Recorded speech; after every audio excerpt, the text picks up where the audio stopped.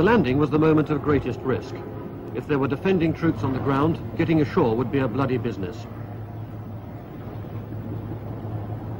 And for the hours or days it took to get the Commando Brigade established, the ships were immobile, vulnerable to air attack.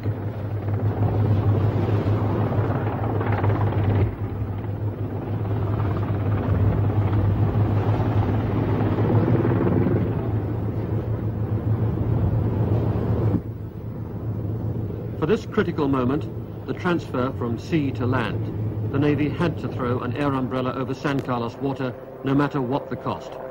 Without it, the whole operation would fail.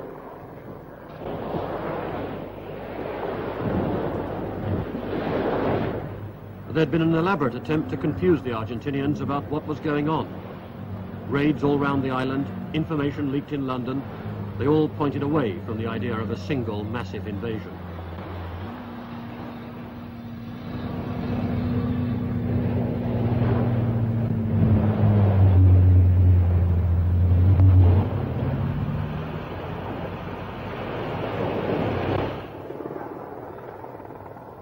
For an hour after dawn that Friday morning, there was peace and tranquility.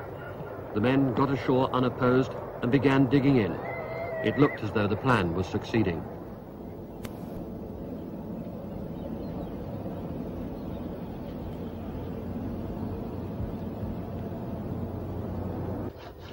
The Falkland Islanders, stoical, undemonstrative people, greeted their liberators in a practical manner by repairing the flagpole.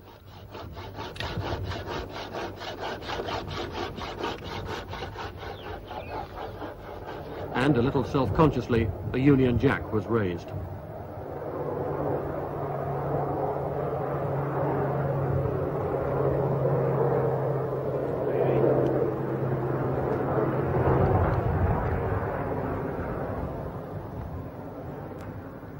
From now on, the islanders were to find themselves spectators at a battle fought for their benefit and waged all around them.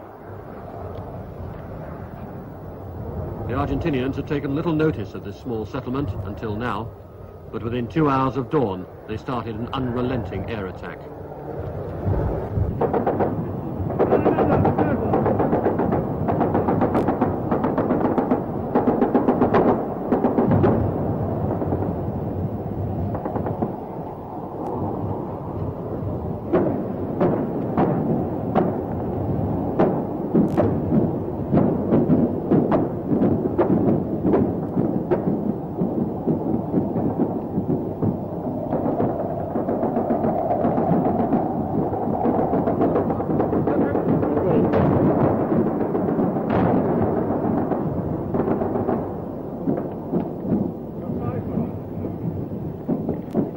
Canberra, large, white and obvious, made an inviting target.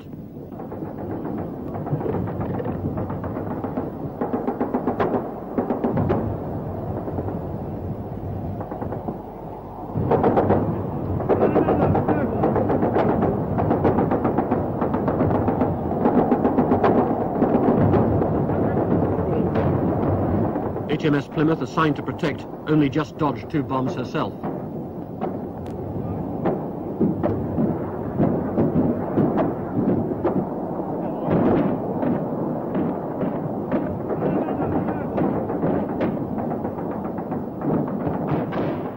But by attacking the warships, the Argentinians gave the supply ships time to unload and get the beachhead established.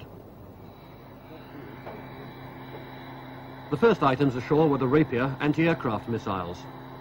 By the end of the first day, they'd been set up, but they weren't yet effective. Delicate, precision equipment, it took time to settle and stabilize.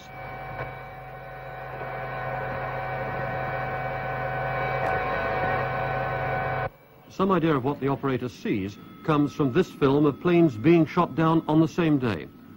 It was taken through the sights of a frigate in the Falkland Sound.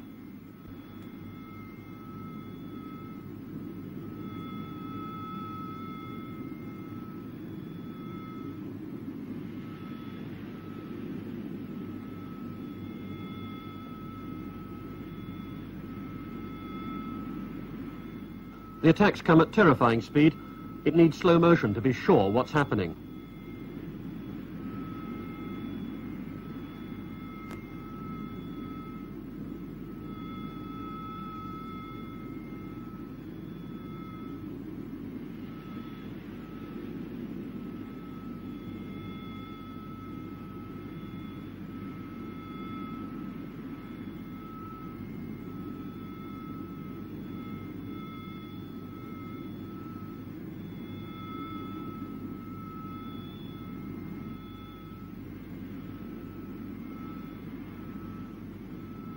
the ship stationed at the entrance of the bay took the worst of the assault.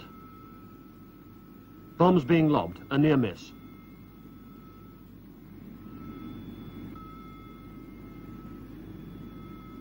HMS Ardent was hit. She sank. 22 men died.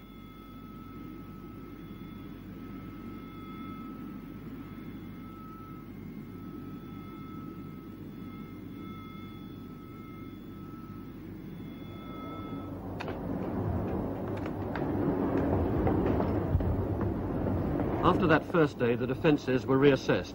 Machine guns were strapped along the ship's sides.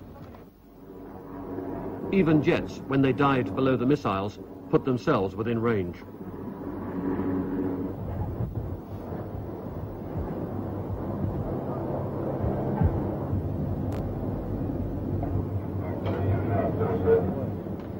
The Bofors guns aboard HMS Fearless claimed 2 planes. The gun crews, mostly 17 years old, soon had more battle experience than anyone else in the Navy.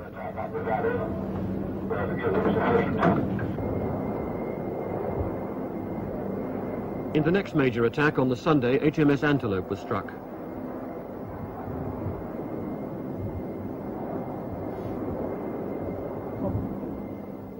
We saw a hole in each side, assumed a bomb had gone through without exploding. Many ships were having such lucky escapes. Then we realized the holes didn't match. There were 2 unexploded bombs on board.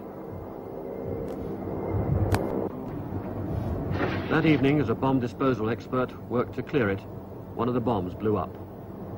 Helicopters probed the darkness for men in the water or on the deck.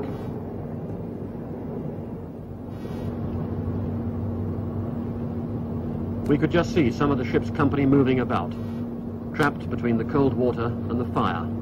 Either could kill. The interference comes from the ship's radar.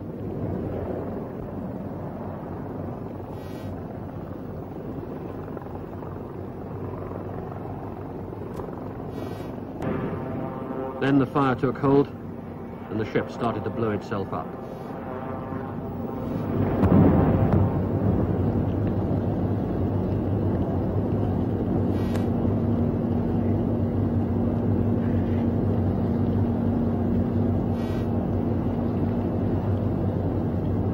Antelope was the same type as Ardent. Neither survived a fire following a bomb going off. We were astonished that metal ships could burn with such fury, but she didn't die easily.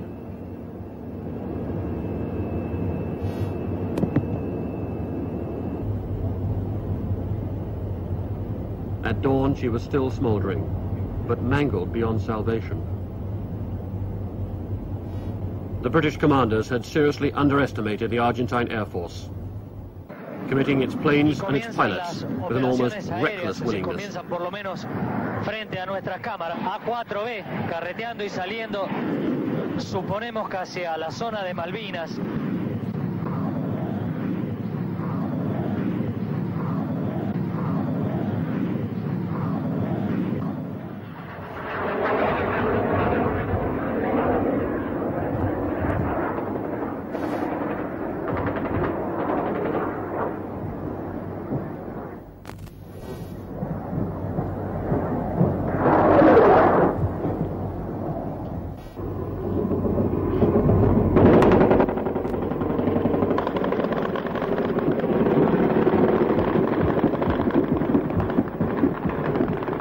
In San Carlos Bay, the helicopters ducked into the hillsides, using their color as camouflage. But this time, the main attack was against the fleet at sea.